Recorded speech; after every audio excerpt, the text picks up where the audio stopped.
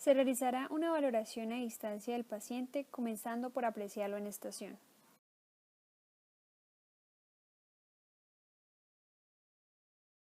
La actitud es lo primero que observamos y es muy importante ya que ante alteraciones morfofisiológicas del sistema genitourinario es relativamente frecuente la presentación de actitudes antiálgicas caracterizadas en su mayoría por una falsa sifosis.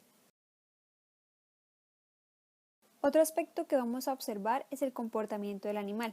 Si bien pacientes con afecciones principalmente del sistema urinario van a evidenciar diferentes manifestaciones comportamentales ligadas a la fisiopatología de las mismas, como polidipsia, poliuria o polaquiuria, y son generalmente descritos por el propietario.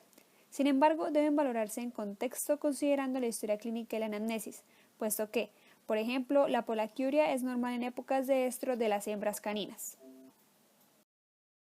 Por otra parte, una disminución en el rendimiento o bien una apatía hacia la actividad física puede ser una presentación temprana de queja para la enfermedad renal, aunque es más probable que sea esto un resultado de la anemia leve o del letargo que acompañan a la uremia, pudiéndose apreciar pacientes en anormal quietud o deprimidos.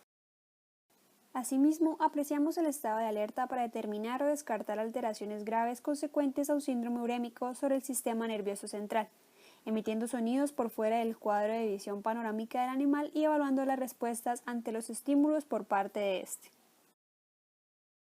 Vamos a valorar también la condición corporal y el estado de nutrición del animal, teniendo en cuenta que el dolor, la depresión y otros factores como la necesidad de disminuir la tasa de filtrado glomerular inciden en la reducción del consumo, y por esto es común apreciar pacientes bajos de peso.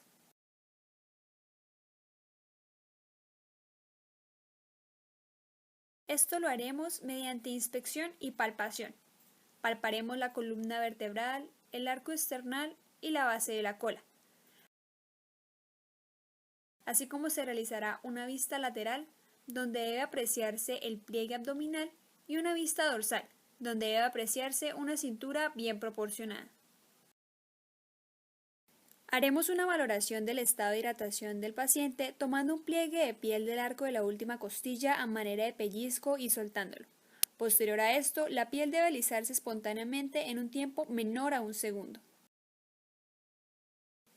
Haremos una evaluación del estado de piel y faneras mediante la inspección y palpación ordenada de cada región del animal, evaluando el brillo, la humedad y la densidad, trayendo a consideración que la nefropatía crónica compensada o no es frecuente la aparición de lesiones en la piel que revisten la forma de una dermatosis eczematosa. Iniciaremos con la exploración clínica de las mucosas conjuntival, nasal y gingival, evaluando parámetros según corresponda, como lo son el color, el olor, la temperatura subjetiva y la humedad, considerando que algunas afecciones del sistema urinario pueden proyectarse en esta valoración, como son, por ejemplo, la estomatitis ulcerosa por gastroenteritis amoniacal urémica. Haremos una toma de la temperatura corporal mediante la utilización de un termómetro digital, introduciéndolo en el ano del paciente y dirigiéndolo hacia las paredes del recto para su posterior lectura. Apreciaremos el patrón y frecuencia respiratoria posicionándonos caudalmente al animal a la altura de la cadera, considerando que en estos animales el patrón respiratorio debe ser torácico o toracoabdominal si éste está agitado. Contaremos durante 30 segundos el número de movimientos respiratorios completos que se producen y los multiplicaremos por 2, sabiendo que el rango del valor promedio es de entre 10 y 40 movimientos por minuto.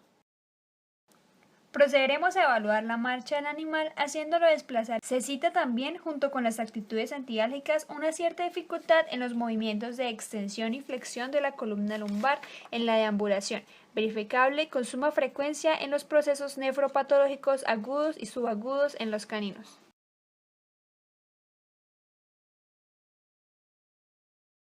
El sistema reproductor consta de los genitales externos e internos. En la hembra, las glándulas mamarias se exploran frecuentemente como parte de los órganos genitales externos.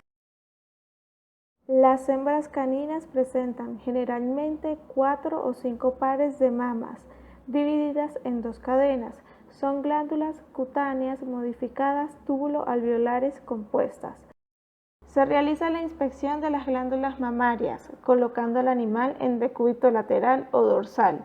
Se deben obtener los siguientes datos: número de las mamas, forma, tamaño, presencia de deformaciones, presencia de secreciones, estado de la piel, si hay presencia de eritema o ulceraciones.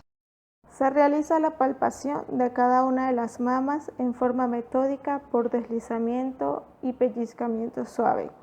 De este modo se podrá descartar o confirmar la presencia de pequeños nódulos en las mismas, que no son observables en la inspección particular. A la palpación se determinará la temperatura superficial, ya que en las mastitis infecciosas se produce una elevación de la temperatura local en la zona. En condiciones normales, la mama presenta consistencia elástica y homogénea. La presencia de induraciones o fibrosis alerta sobre cambios patológicos en las mismas. Inspección de la vulva. Levantamos la cola y observamos cambio de tamaño, forma, coloración y conformación de la misma, así como presencia y carácter de secreciones, costras y soluciones de continuidad. Los labios deben ser gruesos, una comisura aguda, clítoris largo y fosa profunda. La mucosa debe ser rosa pálida, brillante y sin secreciones. Se aplica una técnica mono o bimanual que consiste en separar los labios vulvares de la vagina con los dedos pulgar e índice, teniendo siempre en cuenta evitar lastimar o lesionar al animal. Para la valoración de los genitales internos es posible hacer uso de varias técnicas de evaluación semiológica como lo son palpación digital vaginal, cultivos vaginales con hisopo y citologías, endoscopía vaginal, exploración rectal y diagnóstico de gestación por medio de palpación abdominal. La palpación digital vaginal debe hacerse de forma suave con el paciente en estación. Se realiza con meticulosa asepsia y mediante el uso de un guante estéril y lubricante para facilitar la inserción del dedo índice en dirección dorsocraneal. Cultivos vaginales con hisopo y citologías. Para la toma de la muestra y posterior cultivo vaginal se hace limpieza de la vulva y se obtiene por medio de un hisopo estéril. La citología tiene por objeto monitorizar las anomalías en la fase del ciclo estral, determinar periodos de cubrición y, en caso de descargas vaginales, determinar el origen de las mismas. Endoscopía vaginal. Con el propósito de explorar la mucosa de la vagina, el vestíbulo y la vulva, en las perras se realiza la endoscopía vaginal. Es necesaria la restricción del movimiento del paciente para que pueda llevarse a cabo la exploración. En proestro, la membrana mucosa se matiza y los pliegues aumentan de tamaño como consecuencia del incremento de los estrógenos. En estro hay palidez máxima y los pliegues de la membrana mucosa presentan apariencia angulosa. Exploración rectal. La palpación digital por el recto se realiza para examinar la pared de la pelvis valorando simetría, presencia de fracturas o secuelas de las mismas, irregularidades, estrechamientos del canal pélvico y presencia de tumores. En cuanto al diagnóstico de gestación por palpación abdominal, se puede realizar a partir del día 28 o 32 después del pico del LH. Se pueden palpar los embriones como diferentes engrosamientos del útero, redondeados y muy lisos. No es una técnica segura para determinar el número de fetos ni la viabilidad de los mismos. En cuanto al estado anatómico y fisiológico normal, los ovarios pueden encontrarse como ovalados, alargados y planos, ubicados caudalmente al riñón correspondiente. Están suspendidos por el mesovario a nivel de la tercera a cuarta vértebra lumbar. Estructuras como los oviductos, conos uterinos y cuerpo uterino no son palpables. En cuanto al cérvix, puede medir de 1 a 1.5 centímetros de longitud y se proyecta ventralmente en la vagina. La vagina es relativamente larga y sus membranas mucosas forman pliegues longitudinales y transversales, originando un estrechamiento craneocaudal de la vagina. Esta tiene una longitud aproximada de 10 centímetros. En cuanto al vestíbulo, es un espacio que conecta la vagina con la apertura genital externa. Tiene 5 centímetros de longitud, el orificio uretral externo a 5 centímetros de la comisura ventral, se encuentra sobre un montículo y presenta glándulas vestibulares menores. El clítoris es relativamente grande y cabe ventralmente sobre el suelo del vestíbulo.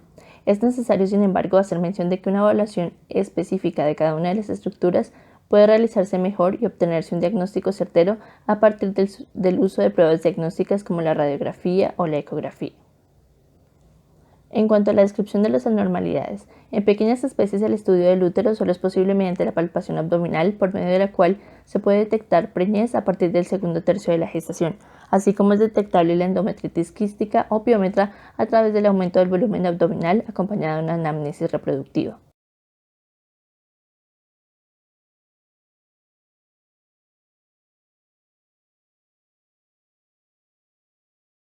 Exploración clínica del aparato urinario.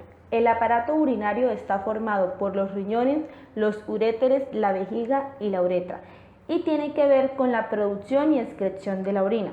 Los riñones representan las vías urinarias altas. Las vías urinarias bajas están formadas por los uréteres, la vejiga y la uretra. La palpación abdominal permite localizar los riñones y valorar todas sus características. Se aplicará el método bimanual. Se coloca al paciente en estación o en decúbito lateral. Para lograr una eficiente exploración es necesario realizar una adecuada relajación muscular, por donde se iniciará una palpación superficial para ganar luego en profundidad en periodo posterior, es decir, una palpación profunda o visceral. En el perro, los riñones son retroperitoneales. Se localizan a ambos lados de la aorta y de la vena caudal.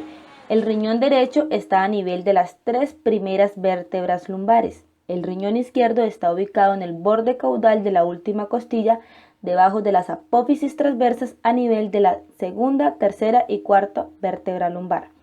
Los riñones del perro tienen forma de judía y una superficie lisa, y el tamaño varía según la talla del animal.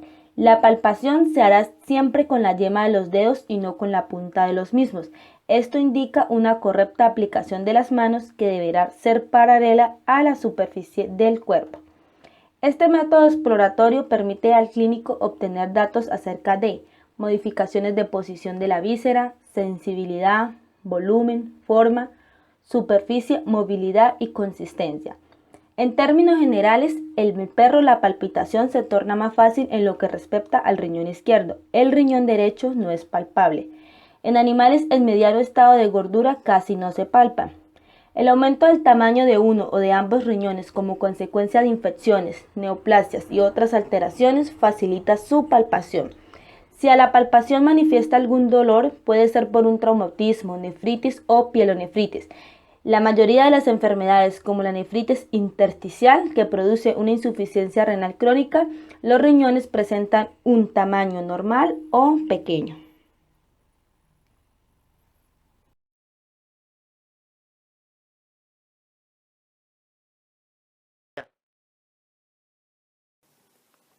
La exploración semiológica de la vejiga se realiza a través de las técnicas de inspección, palpación, percusión y succión. Ubicamos al paciente en estación. Nos dirigimos hacia la región abdominal caudal, específicamente en el hipogastrio. El método de palpación debe ser bimanual directo, teniendo ubicado al animal en estación y decúbito lateral. De este modo, encontraremos que la vejiga está limitada ventralmente por la pared abdominal. Debe tener una consistencia friable, debe ser lisa, móvil, en forma de pera. Es importante tener en cuenta que la consistencia depende del estado de lleno de la vejiga, es decir, si la vejiga está llena, la pared vesical será delgada. Si se encuentra vacía, la pared al palpar la hallaremos gruesa. La técnica de succión consiste en sacudir el cuerpo del paciente ubicado en estación, haciendo movimientos en miembros posteriores, lo cual hace audible una onda líquida. Podemos hacer uso del fonendoscopio para percibir mejor el sonido efectuado. Esta técnica permite determinar el estado de represión vesical. Exploración clínica de la uretra. Las técnicas a realizar para la exploración uretral son la inspección y palpación. Para la inspección, el paciente debe estar ubicado en estación. Se hace presión con los dedos índice y pulgar en los labios de la vulva hacia laterales, lo que permite exponer y visualizar el estado de la mucosa, diámetro del orificio uretral externo e identificar que éste se encuentre en condición normal. Se recomienda el uso de una fuente de luz. En procesos patológicos es importante inspeccionar detalladamente el orificio uretral externo, pues esto nos permitirá identificar deformaciones. Si se encuentra tenso a palpación, es un indicio de la presencia de cálculos, lo cual dificulta la micción. La técnica de percusión la realizamos teniendo al animal en posición de cúbito lateral. El clínico toma el martillo y percutir, ejecutando esta acción en el hipogastrio en la región inguinal.